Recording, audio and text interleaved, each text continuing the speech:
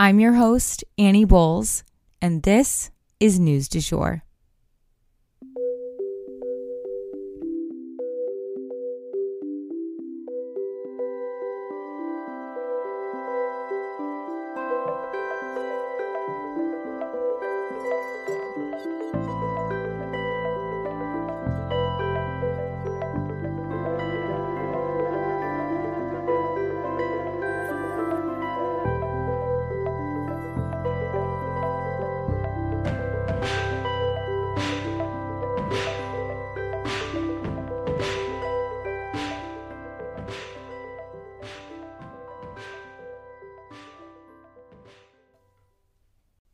Hey, you guys, we made it through the week. Hallelujah. Happy Friday.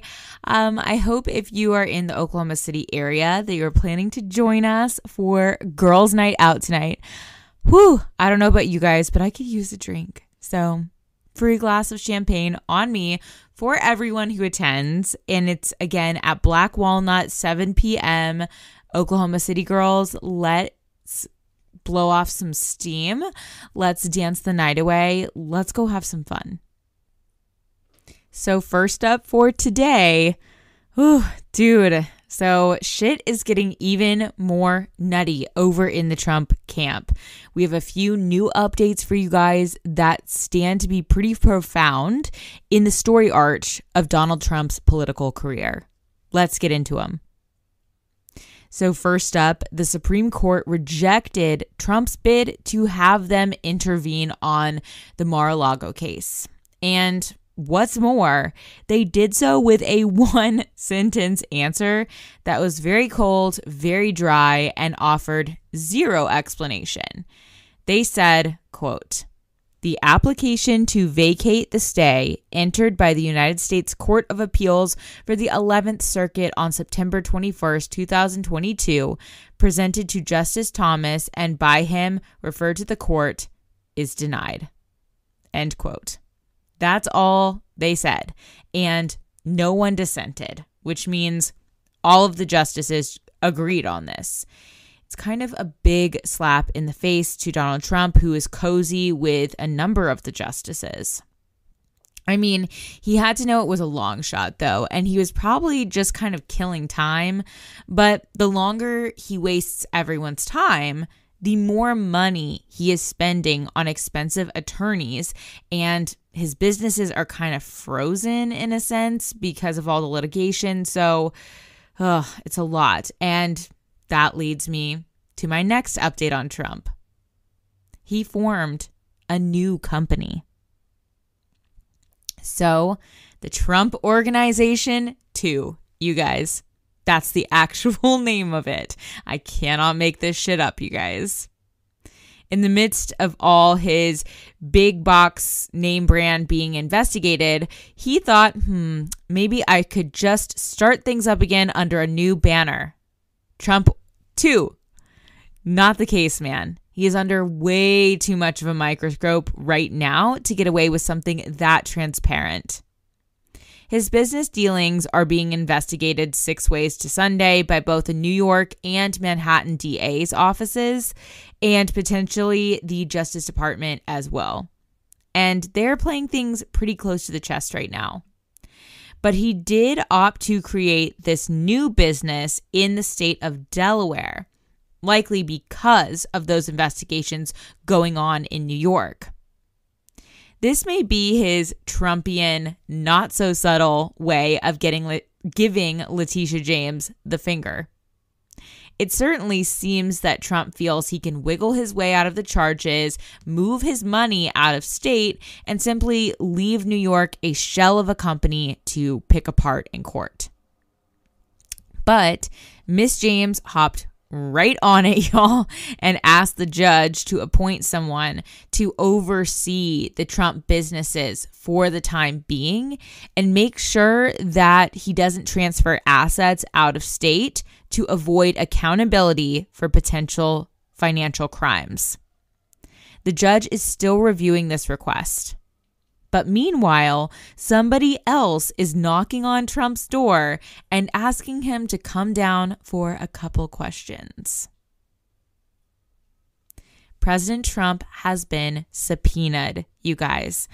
The January 6th committee voted unanimously yesterday afternoon to subpoena former President Donald Trump. After hearing testimony from his friends, his allies, and his colleagues in the White House, it seems Trump did play a pivotal role in getting the crowd assembled and waiting until after people were killed to do anything to stop the riots.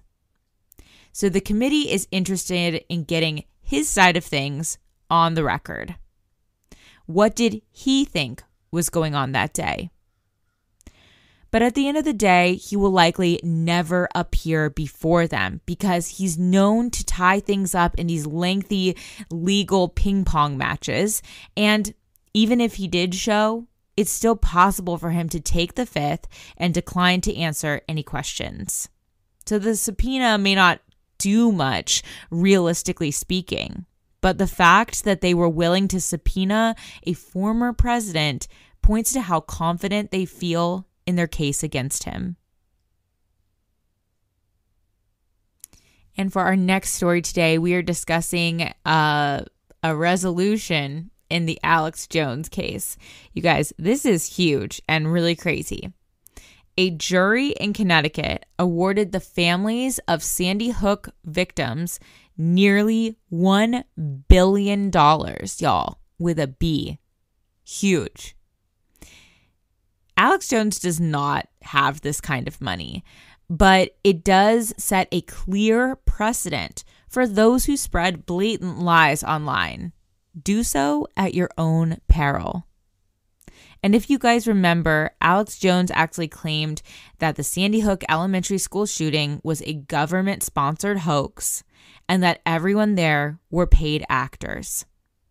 The victims' families were harassed and threatened with death and rape for years, and they even followed them when they moved to different states and changed their names, even after all they had been through. Reportedly, the families and their lawyers were so stunned by this news that they just sat there quietly and wept, hugging each other through the results being read. Alex Jones, on the other hand, had a lot to say, which is typical for him. The judge even had to cut him off from talking repeatedly throughout the trial. He said, quote, "They covered up what really happened, and now I'm the devil. I'm actually proud to be under this level of attack." End quote. The award will be divided among the 15 plaintiffs.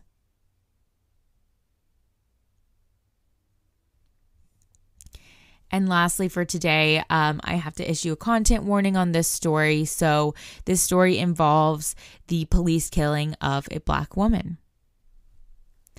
So lastly today, we are discussing the Red Table Talks with Breonna Taylor's boyfriend.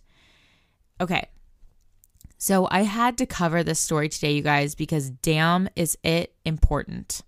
A young woman was killed wrongfully and still has not seen justice, despite the fact that her case was so publicly covered. Say her name with me, guys. Breonna Taylor. For those who don't know, Will Smith's daughter, wife, and mother-in-law have a show together that airs on Facebook called the Red Table Talks. And it's a pretty incredible space where 3 generations of women get together to discuss everything: life, love, sex, politics, you name it. They have guests that really run the gamut. But this week, they had on a very important person in Breonna Taylor's story, her boyfriend, Kenny Walker. They also invited Breonna Taylor's mother and sister to the table. I know this story pretty intimately, you guys, after researching it and covering it so many times on this show as it was unfolding in real time. But I learned a ton of new things from this episode of Red Table Talks, hearing firsthand accounts of what happened, and I was emotionally rocked by what I heard. I'm going to go ahead and link the this episode of Red Table Talks in our show notes, but here are a few things that I learned from this interview that I had not known before. First of all, Kenny was just a sweet, nerdy kind of guy. He was hard not to love. From what I saw, he just seemed very genuine and a sweet guy. Kenny called the police when Bree was shot because he had no idea that it was the police who had killed her. His 911 call, you guys, was absolutely haunting, and I will never get it out of my head. It's part of the Red Table Talk, so if you're interested in hearing it, it's truly heartbreaking, and I said this on my Instagram stories yesterday, but it really reminded me of what Devin might sound like, my husband, if he had to make a similar call.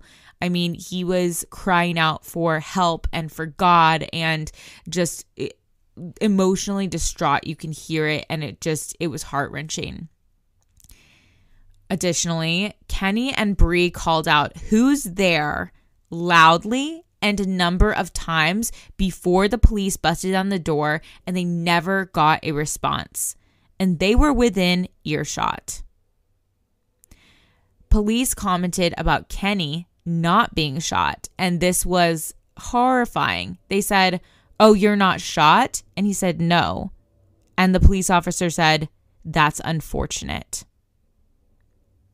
On what planet is that okay?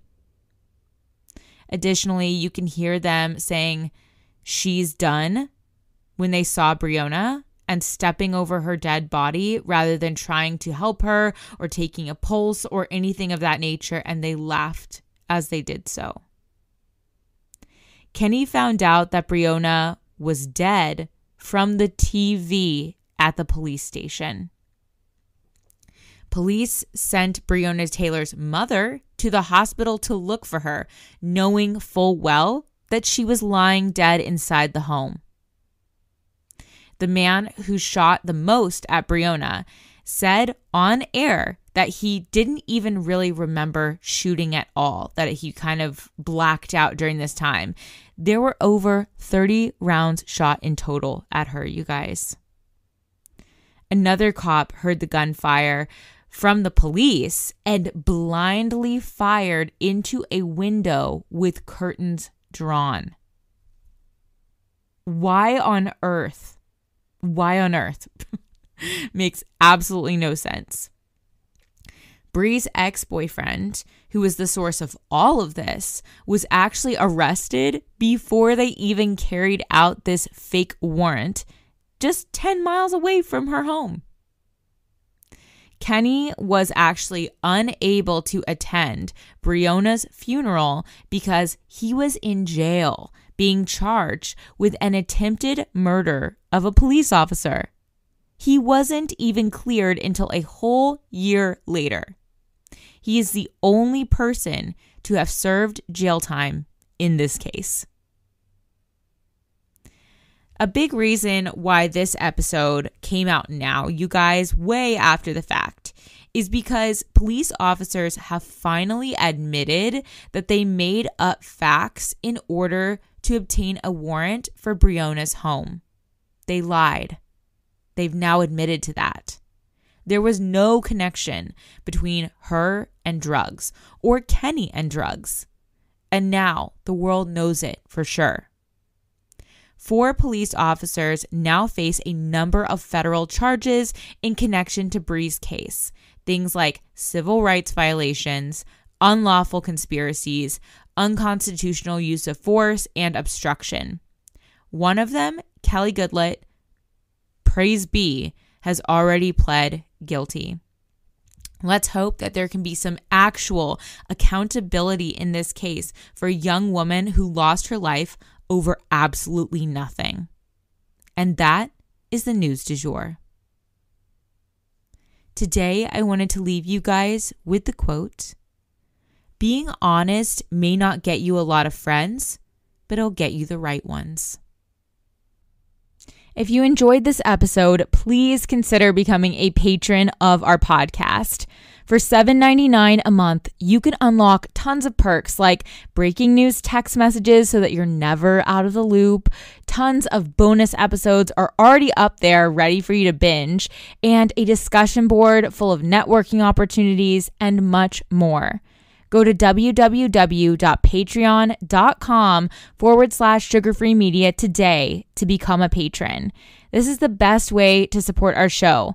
Our patrons make News du Jour possible. But a couple other ways to support our podcast are rate and review on whatever podcast platform you use to listen, share on your social media, you have influence, tell your friends, family, and colleagues that you love News du Jour and why you listen. You can also follow us on social media under sugarfreemedia.co on Instagram, just sugarfree media, all one word, on TikTok, and sugarfree_media on Twitter. We also have a weekend newsletter called Dreamers Digest that's full of dreamy content recommendations for your weekend and a life update from yours truly. Sign up today on our website, www.sugarfreemedia.co. Our music is by Joey Lavoie and Nicholas Foster. Our cover art is by Hannah Pierce Photography. Our Sugar Free Media logo is by Catherine Jezik Designs. Any twinkling or little footsteps you might hear in the background are by my dog, Rhett. He's a rescue pup and always records with me. We appreciate you listening and look forward to telling you about the news again next time on News du Jour.